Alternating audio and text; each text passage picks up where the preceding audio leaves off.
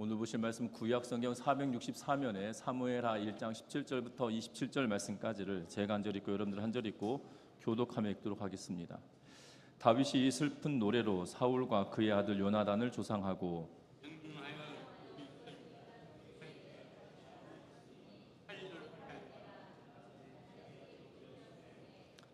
이스라엘아 내 영광이 산 위에서 죽임을 당하였도다. 오호라 두 용사가 엎드려졌도다.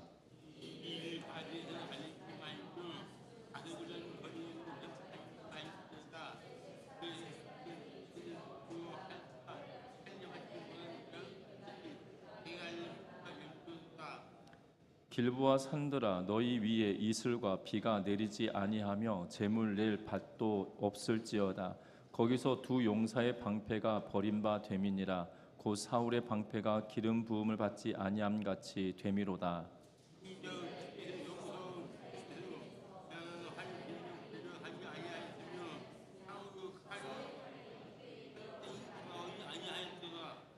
사울과 요나단이 생전에 사랑스럽고 아름다운 자이러니 죽을 때에도 서로 떠나지 아니하였도다. 그들은 독수리보다 빠르고 사자보다 강하였도다.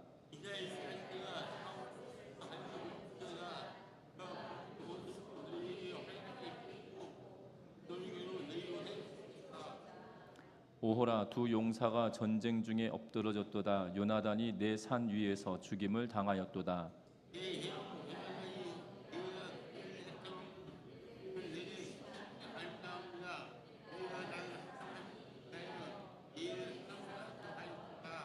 같이 읽습니다. 오호라 두 용사가 엎드려졌으며 싸우는 무기가 망하였도다 하였더라. 아멘. 우리 서로 인사 나누고 말씀 나눕니다. 사랑하고 축복합니다. 해리 로더라는 가수는 공연 중에 자신의 아들이 전쟁에서 사망했다는 소식을 전해 듣게 됩니다. 그러나 그는 예전과 마찬가지로 웃으며 노래를 불렀고 무사히 공연을 마치게 되었습니다. 공연 후 해리는 아들의 시신 있는 야전병원으로 달려가게 되었고 거기서 그는 아들의 시신을 붙잡고 우는 대신에 오히려 군인들을 위해서 노래를 부르기 시작합니다. 해리 로더는 한 잡지사와의 인터뷰에서 이렇게 인터뷰를 하게 되는데요. 아들의 죽음이 슬프지 않기 때문에 그랬던 것은 결코 아닙니다.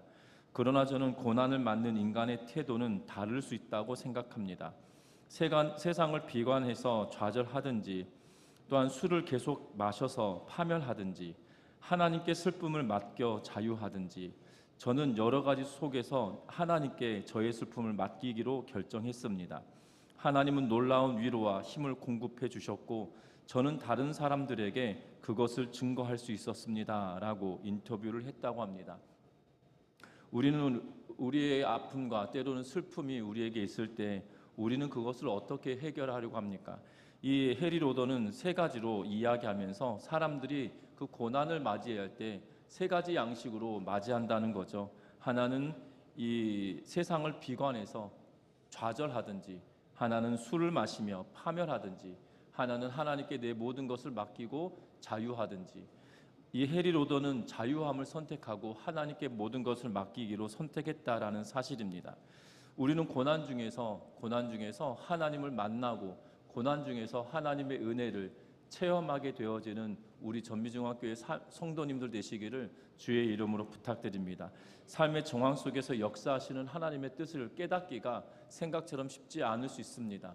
그 뜻을 깨달아가는 과정들이 때로는 버겁고 때로는 지치고 때로는 힘들고 때로는 눈물 짓게 만들다 할지라도 그 하나님께 모든 것을 내어 맡기고 의지하며 나아가는 우리의 삶이 되시기를 주의 이름으로 부탁드립니다.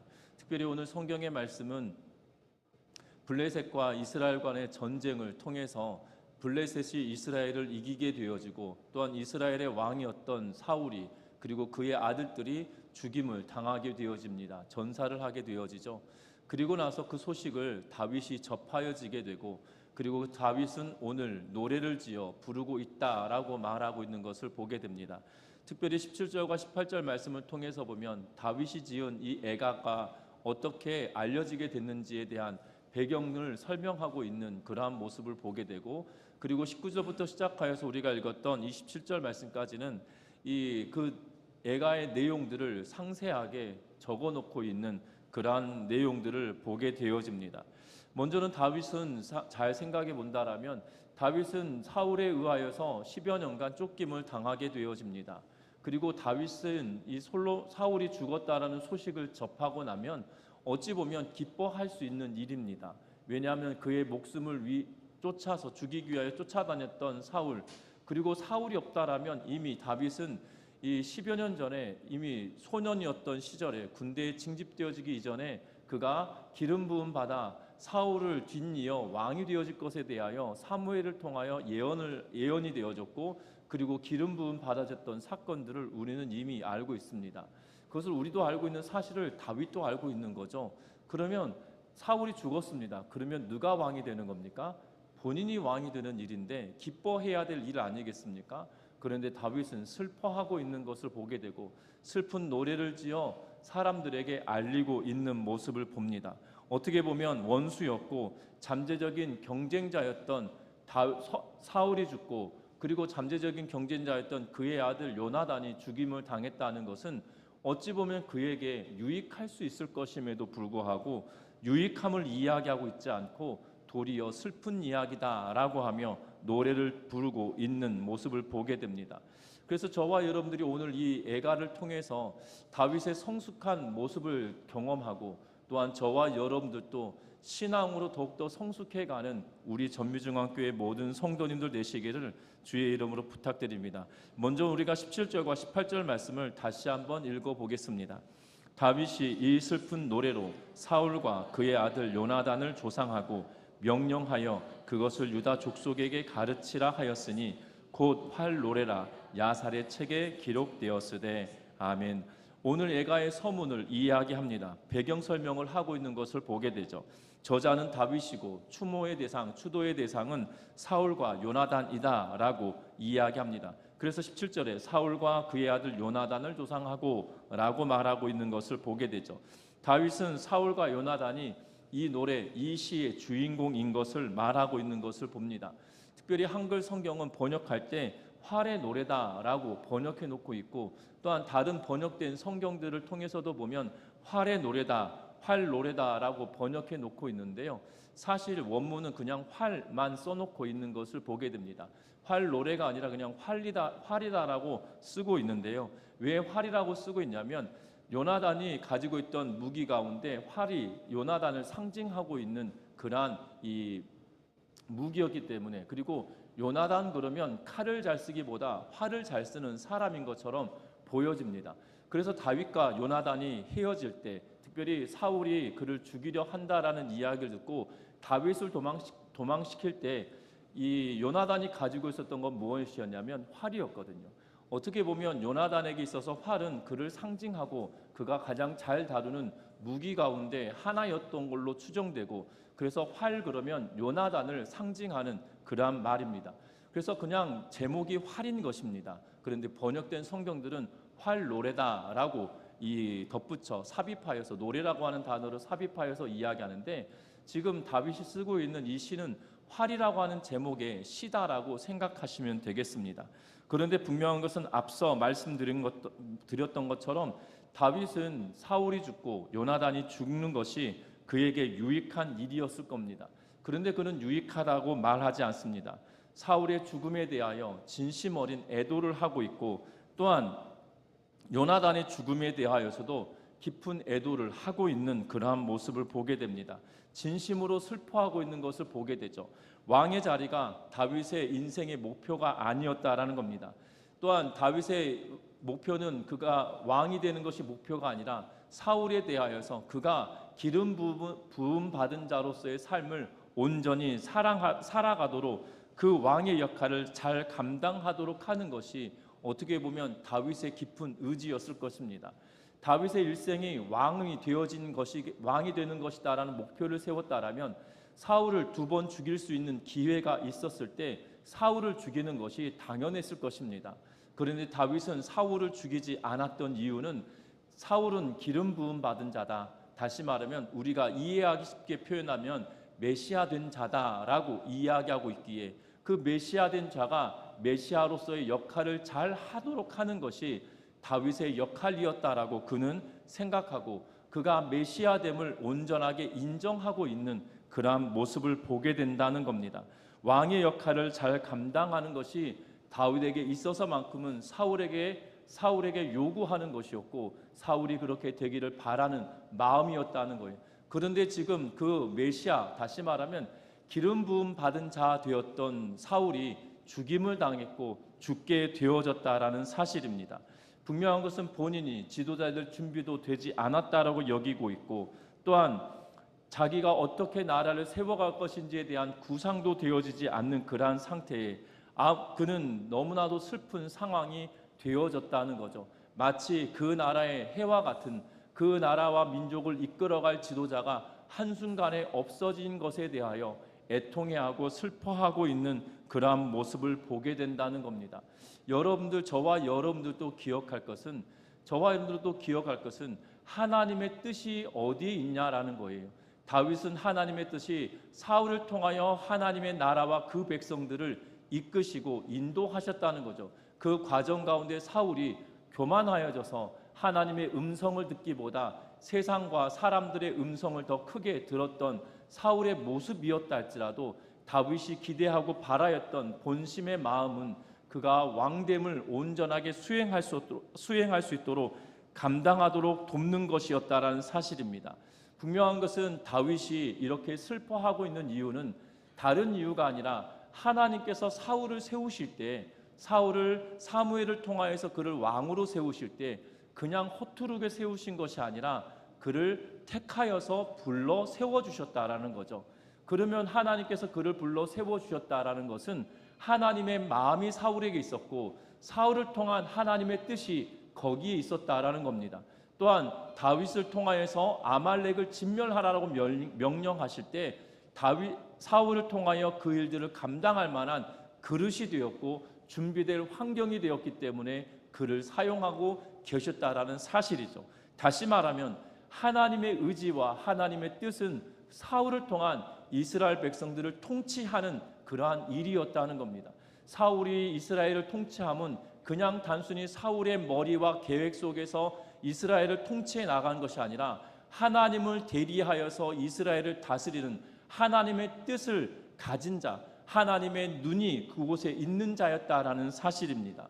다윗은 하나님의 뜻과 의지가 사울에게 있었고 하나님의 눈물이 사울에게 있었고 하나님의 바라보는 눈이 그에게 있었기에 그 하나님의 마음과 심령을 헤아리며 사울의 죽음을 애통해하고 안타까워 여기며 나아가고 있다라는 사실이죠. 우리는 이 땅의 삶을 살아갈 때 하나님의 뜻이 어디에 있는지 그리고 하나님의 마음이 어디에 있는지 분간하지 않으며 때로는 하나님의 뜻보다도 내 생각을 더 앞세우게 되어지는 경우들이 있는 것을 봅니다. 그러나 우리가 잊지 않아야 될 것이 있다라면 다른 것이 아니라 하나님의 마음이 어디에 있고 하나님의 시선이 어디에 있고 그래서 하나님의 눈물이 어느 곳에서 흐르고 있는지를 확인하며 그 하나님이 눈물을 흘리는 그곳에서 우리도 함께 눈물을 흘릴 수 있는 우리 전미중앙교회 모든 성도님들 되시기를 주의 이름으로 부탁드립니다. 하나님께서 사울을 버리셨다라고 성경을 통하여 사무엘이 이야기합니다. 그래서인지 우리는 사울을 대할 때마다 하나님의 마음이 완전히 돌아선 것처럼 마치 이성을 사귀다가 헤어질 때 가차없이 버리는 그러한 모습처럼 우리는 이해할 때가 있는데 아니었다는 거죠. 하나님은 사울을 통하여 이스라엘을 다스리길 원하셨는데 그 마음을 그에게 두고 그에게 생각을 두셨는데 블레셋을 통하여서 이스라엘 백성들이 패전함은 하나님이 수치를 당하기로 작정하셨다라는 것이고 하나님께서 수치를 감내하기로 결정하셨다라는 의미죠. 그러하기에 하나님께서 눈물이 없었다, 사울의 죽음이 슬퍼하지 않은 일이었다라고 여긴다라면 큰 오산일 수 있다라는 사실입니다. 하나님은 사울도 아끼시고 이스라엘도 아끼십니다. 그래서 하나님이 그 이스라엘을 온전하게 세워가실 수 있도록 그가 수치를 당하시며 그 수치를 감내하고 계셨다는 거고 그 마음을 헤아리는 다윗을 통하여 그가 노래를 부르고 슬퍼하고 있는 그러한 모습을 보게 된다는 겁니다. 그러하기에 수단과 방법을 가리지 않고 왕이 되려 하는 것이 아니라 하나님의 마음이 있는 곳에 그의 마음을 두겠다라고 결정하고 노래를 지어 부르고 있는 모습을 본다라는 거죠. 저와 여러분들의 신앙의 여정에도 하나님의 마음에 있는 곳에 우리의 마음을 두는 은혜가 있으시기를, 하나님의 시선이 있는 곳에 저와 여러분들의 시선도 두는 은혜가 있기를 주의 이름으로 부탁드립니다. 그래서 하나님의 마음을 헤아리며 하나님의 마음의 헤아림 따라 우리의 마음도 그곳에 두는 은혜가 있으시기를 주의 이름으로 부탁드립니다. 참 희한합니다. 제가 어렸을 적에 부모님들이 잘 이해가 되지 않은 부분들이 있었거든요. 왜냐하면 어른들은 꼭 그러시더라고요. 10손가락 깨물어서 아프지 않은 손가락이 없다라고 하는데요. 그런데 제가 살아보니까 이 깨무는 주체가 세게 깨무느냐 살살 깨무느냐 그것은 차이는 있더라고요. 예, 저만 그런가요?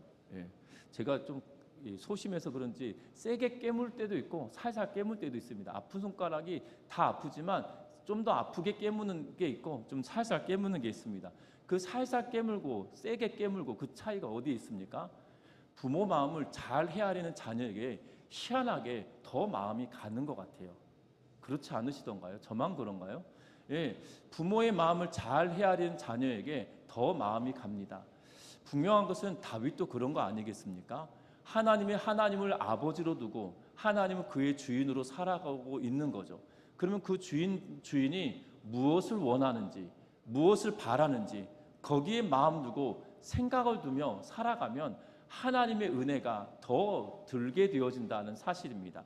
사도행전 말씀을 통해서 다윗을 평가할 때 뭐라고 이야기하냐면 내 마음에 합한 자다라는 표현을 쓰고 있는 것을 보게 되죠. 다윗이 지금 이 슬퍼하며 애통해하고 있는 것은 단순히 사울이 죽음에 대한 슬픔이 아니라 하나님의 마음이 무너지는 그 자리에 지금 다윗도 함께 서 있는 거예요. 저와 여러분들이 하나님의 마음이 있는 곳에 우리의 마음을 두는 우리 전미중앙교회 성도님들 되셔서 하나님의 마음에 합한 자다라는 평가를 듣는 우리 전미중앙교회 모든 성도님들의 삶이 되시기를 주의 이름으로 부탁드립니다. 또 오늘 성경의 말씀에 보면 사울의 죽음을 슬퍼하는 내용이 19절부터 24절 말씀까지 기록하고 있는 것을 보게 되는데요. 19절 말씀만 먼저 한번 읽어봅니다. 같이 읽습니다. 19절의 말씀입니다. 이스라엘아 내 영광이 산 위에서 죽임을 당하였도다. 오호라 두 용사가 엎드러졌도다. 아멘. 오늘 19절부터 시작해서 27절 말씀까지는 다윗이 쓰고 있는 애가입니다. 슬픈 노래인데요. 그런데 이 본문은 이 노래 부르는 사람이 다 1인칭으로 이야기하고 있는 것을 봅니다. 다시 말하면 다윗 자신이 이 슬픔에 빠져서 이 슬픔을 노래하고 있는 그러한 형식으로 이루어지고 있다는 거예요. 삼자의 입장에서 너 이렇게 해라, 너 슬퍼해라 이것이 아니라 내가 슬프도다, 내가 너무 슬프다라고 말하고 있는 그러한 상황입니다. 다윗의 관점으로 다윗의 감정을 잘 드러내고 있는 그러한 노래인 거죠. 그래서 오늘 19절 말씀 보고 27절 말씀에 보면 똑같이 반복되는 단어가 있죠. 오호라 두 용사가 엎드러졌도다라고 하는 말입니다. 사울이 죽고 또한 요나단이 죽는데 19절부터 시작하여서 24절 말씀까지는 사울에 관한 이야기를 쓰고 있고 25절부터 27절 세 구절에서는 요나단에 관한 이야기를 쓰고 있는 것을 봅니다. 그런데 이 사울에 관한 노래를 길게 그리고 요나단에 관해서는 더 짧게 노래하고 있는 것을 보게 되는데 특별히 오늘 성경에 보면 이렇게 이야기합니다. 이스라엘아 네 영광이 산 위에서 죽임을 당하였도다 라고 말하고 있는 것을 보게 되죠. 이스라엘 백성들에게 너희의 영광이 산 위에서 죽임을 당했다. 그래서 애곡하고 슬퍼하라고 말하고 있는 것을 보게 되죠. 어찌 보면 영광은 사울을 이야기하고 있고 아름다운 용사라고 표현되어지고 있는 인물이 바로 사울인 것을 이야기하고 있는 것을 봅니다.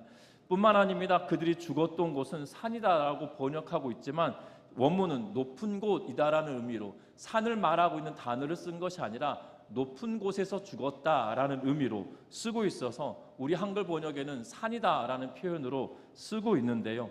높은 곳에서 그가 죽임을 당했다라고 하면서 그 죽임 당함을 이야기하고 있는 것을 봅니다. 그런데 그 영광이 죽었다, 영광이 무너졌다라고 이야기하고 있는 점을 우리는 잘 살펴보아야 할 것입니다. 왜냐하면 사울이 죽음 당함 자체가 무슨 영광이 사라진 걸까요? 하나님이 없어진 것입니까? 이스라엘의 주체자이시고 이스라엘을 택하신 그 하나님이 없어지신 것인가요? 아니거든요. 그럼에도 불구하고 다윗은 너희의 영광이 무너졌다, 너희의 영광이 죽었다라고 표현하고 있는 것을 보게 됩니다. 특별히 고대 사회에서는 왕이 흔히 아름답고 영광스러운 존재로 여겨집니다.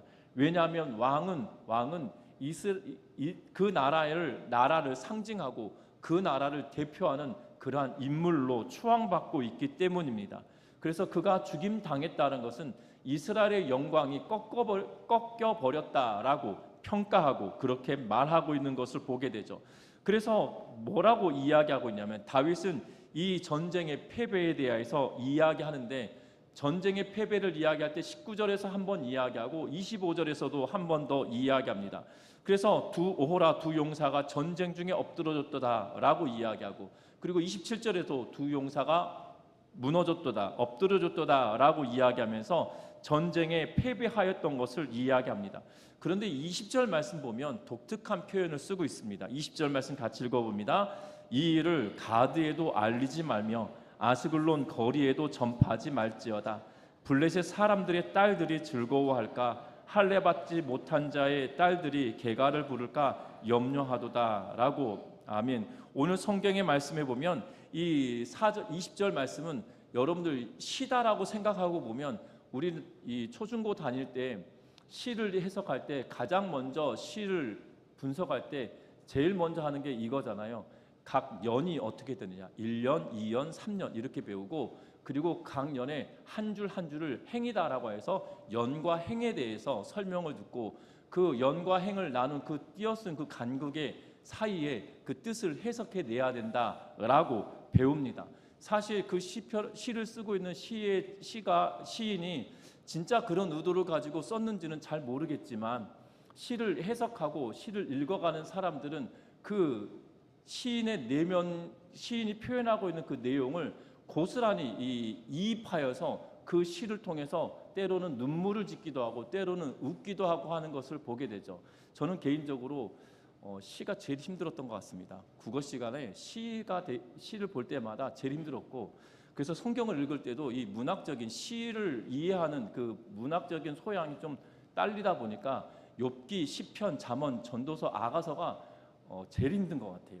그래서 이 새벽 설교할 때도 이 본문이 또한 여러분들에게 욥기부터 시작해서 아가서까지 볼 때마다 감당하기 힘든 그 두려움이 있을 때가 있습니다. 왜냐하면 시가 이해가 잘 되지 않기 때문이죠. 그런데 여러분들 이 시의 저자가 20절 말씀은 원문으로 보면 4개의 행으로 나누어져 있어요. 그 4개의 행을 어떻게 하냐면 알리지 말라 가드에서, 그러니까는 원문을 직역을 하면 알리지 말라 가드에서, 전하지 말라 아스글론에서, 아스글론 거리에서, 그리고 블레셋의 딸들이 즐거워하지 못하도록, 무할레자의 딸들이 계가를 부르지 못하도록 이렇게만 쓰여져 있어요.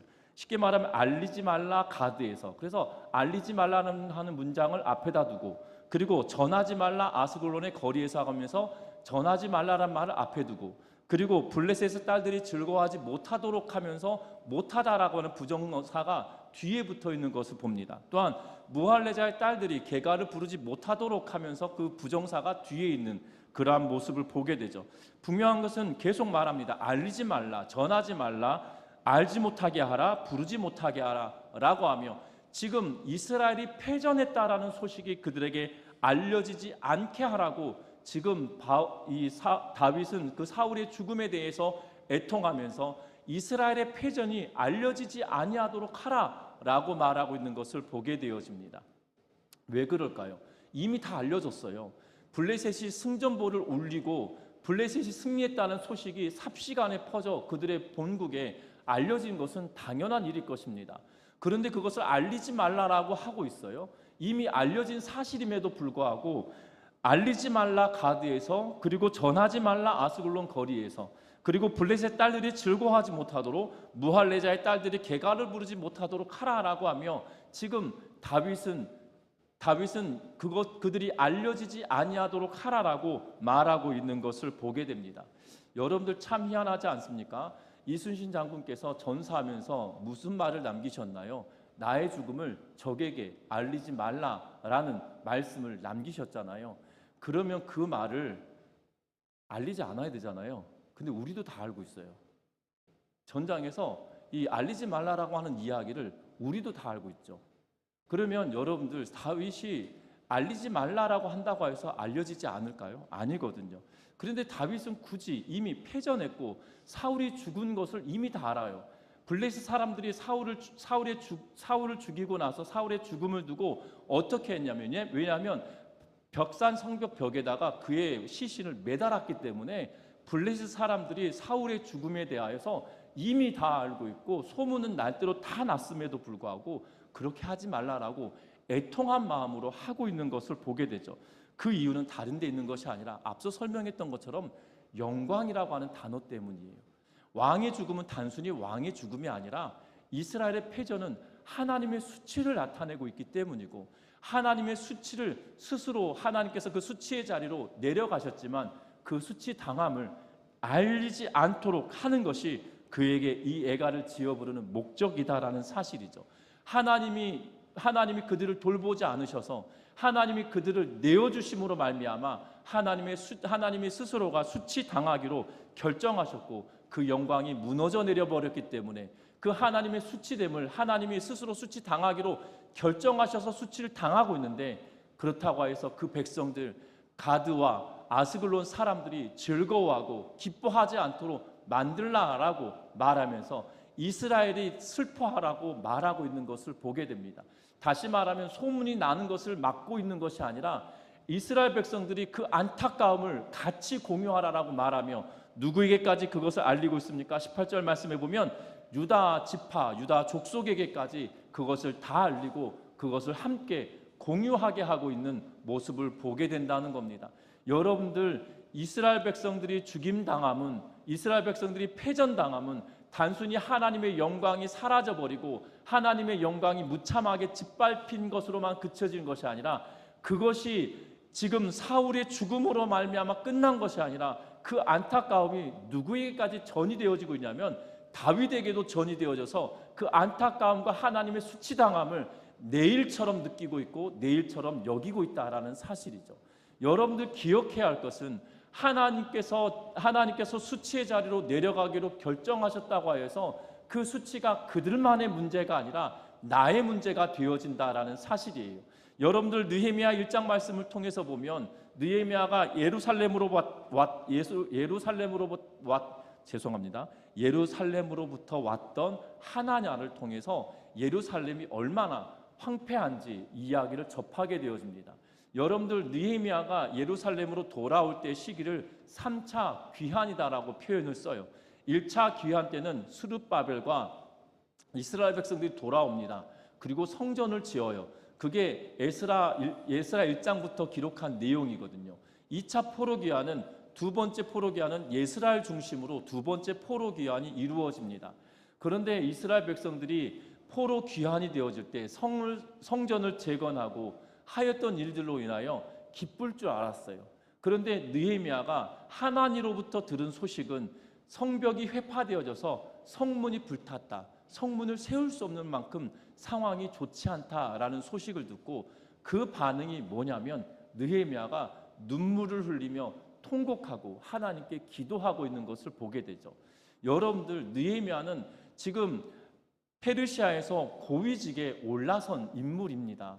이미 고위직에 올라갔던 인물임에도 불구하고 이스라엘 땅이 어려움을 당한 것과 자기가 어려움을 당한 것과 동일시할 수 없는 위치의 인물이거든요. 그런데 느헤미야는 무엇을 하고 있냐면 이스라엘의 황폐함이 자신의 아픔으로 받아들이고 동일시하고 있는 모습을 보게 되어져요. 왜냐하면 이스라엘을 하나님께서 돌보시겠다고 약속하셨습니다. 하나님을 향하여 예루살렘 성전을 향하여 기도할 때 솔로몬을 통하여 약속하신 것이 실제로 이루어짐이 첫 번째 포로 귀환이 그 증거이고 두 번째 포로 귀환도 그 증거인데, 하나님께서 그들을 돌보아 주시겠다고 약속하신 것이 이루어지지 않으면 무엇이 이루어지지 않는 거예요? 나를 돌보신 하나님도 없어진 거예요. 이스라엘 돌보시겠다고 약속하셨던 하나님이 그들을 돌보지 않으신다라면 지금 내가 섬기는 그 하나님이 나를 돌보지 않으신다라는 동일시되어지는 그 관념이 느헤미야에게도 있었다는 사실이고, 오늘 노래를 지어 부르는 다윗에게도 동일하게 그 마음이 있는 것이에요. 여러분들, 저와 여러분들이 신앙생활할 때 옆에 형제들이, 옆에 자매들이, 또한 같이 신앙생활하고 있는 같은 믿음의 동역자들이 고난을 당할 때 그들의 고난이라고 생각하는 것이 아니라 그들의 고난이 나의 고난인 것으로 인정하고 동일시하며 같이 애통해하는 은혜가 저와 여러분들 안에 있으시기를 주의 이름으로 부탁드립니다. 함께 이스라엘 백성들에게, 유다 백성들에게 이것이 그들의 문제가 아니라 우리의 문제야 라고 하며 그 영광이 무너져 버렸음을 블레셋 사람들에게 가리라고 하는 것은 단순히 블레셋 사람들에게 알리지 말라는 것을 말하고 있는 것이 아니라 우리가 그것을 알고 슬퍼하고 우리의 문제다라고 하며 애통해 하기를 요청하고 있는 모습을 보게 된다는 거죠. 뿐만 아닙니다. 오늘 성경의 말씀을 통해서 우리가 또 기억해 볼 것이 있다라면 25절부터 27절 말씀까지는 요나단에 관한 노래다라고 말씀을 드렸습니다. 그런데 요나단이 어떤 일들을 하고 있습니까? 특히 28절 말씀, 26절 말씀 같이 읽어봅니다. 내 형 요나단이여, 내가 그대를 애통함은 그대는 내게 심히 아름다움이라. 그대가 나를 사랑함이 기이하여 여인의 사랑보다 더하였도다. 아멘. 요나단이 다윗을 얼마나 사랑했는지 여인을 사랑한 것보다 나를 더 사랑해 주었다라고 말하고 있는 것을 보게 됩니다. 여러분들, 참 놀라운 일들입니다. 왜냐하면 요나단이 다윗을 떠나보낼 때 뭐라고 고백하고 있냐면 하나님이 너를 왕으로 세우실 거야. 나는 너가 왕이 되어지길 바래 라고 말하고 있어요. 여러분들, 이게 쉬운 일일까요? 지금 어떻게 우리나라 표현으로 보면 아버지가 왕이면 그리고 맏아들인 요나단은 뭐가 되는 거예요? 왕세자가 되는 거잖아요. 다음 차기를 이어갈 세자의 역할을 감당할 인물인데 지금 그가 뭐라고 이야기하냐면 생명부지, 다시 말하면 피가 섞이지 않은 이 사위인 거잖아요. 사위였던 다윗에게 네가 다음 왕이야 라고 말하면서 내가 너에게 왕위를 넘겨줄 거야, 걱정하지 말라라는 표현을 쓰고 있는 것을 보게 됩니다. 그러면서 이 나라가 너를 통해서 더 든든하게 세워질 거야 라고 말하죠. 여러분들, 저의 개념에서는 이게 쉬운 일이 아니에요. 같은 형제라 할지라도 저에게 남동생이 하나 있거든요. 막내가 남동생인데 남동생이 저보다 키도 조금 더 큽니다. 저는 이 국가 공식 기록은 178이지만 제 남동생이 저보다 한 1cm나 한 5mm 정도 클 것 같아요. 그러니까 그 좀 더 키 큰 것도 어렸을 적에 한창 성장해 갔던 시기에는 이 시기 질투가 될 때도 있던 걸로 기억이 됩니다. 저만 그런 것 같습니다. 예. 이게 같은 형제여도 사춘기 시절을 지내갈 때 그런 마음이 들어요. 그런데 지금 사위고 나는 아들이에요. 그런데 다윗이 하나님께서 그를 택하셔서 왕으로 삼으시겠대요. 그런데 그렇다면 내가 시기와 질투가 나지 않는다? 그것은 이상한 일입니다. 분명한 것은 다윗이 왕이 될 거야, 넌 이 나라를 더 든든하게 세울 거야 라고 이야기하죠. 여러분들, 요나단은 철저하게 그렇게 고백할 수 있었던 이유는 하나님의 뜻이 이 땅 가운데 어떻게 실현되어질 건가에 대한 관점과 관념을 그가 펼치고 있다는 거죠. 그런데 더 놀라운 것은 이 애가를 지어 부르며 뭐라고 이야기합니까? 내가 그대를 애통함은 그대는 내게 심히 아름다움이다. 당신은 나에게 큰 아름다움을 준 것이다 라고 이야기하죠. 어찌 보면 다윗이 그 이후의 행적들을 통해서 보면 하나님의 뜻을 발견하고 하나님의 뜻이 어디에 있는지 분별하기 위하여 애쓰고 수고함은 이 요나단의 영향이 아닌가라는 생각이 듭니다. 왜냐하면 사무엘하를 열어가는 1장에 가장 서두에 뭘 두고 있냐면 요나단의 죽음을 슬퍼하고 애통해하면서 당신은 나에게 아름다움입니다 라고 고백하죠. 그리고 그의 일생을 통해서 보면 하나님의 뜻이 어디에 있는지 분별하기 위하여 애쓰고 수고하며 나아가고 있는 것을 보게 된다는 겁니다. 당신의 헌신이 나에게 큰 힘이 되었고 당신의 헌신으로 말미암아 나도 그 길을 걸어갈 만합니다 라고 다윗은 어찌 보면 노래하고 있다는 거죠. 당신이 나에게 헌신해 주었던 것처럼 나도 이 나라를 위해서 헌신하겠습니다.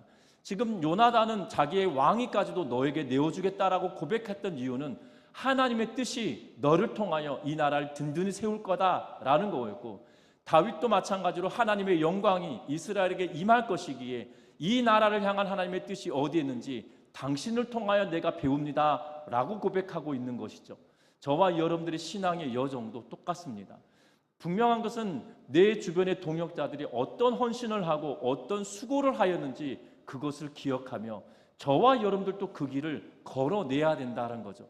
다윗은 요나단 너가 헌신해서 기뻐라고 거기서 그치는 것이 아니라 다윗의 일생을 통해서 보면 그의 요나단의 헌신과 수고가 결국 다윗으로 하여금 그 길을 걸어낼 수 있도록 밑거름이 되었고, 또한 밑거름이 되었고 앞서 행한 인물이 되어졌다라는 사실이죠.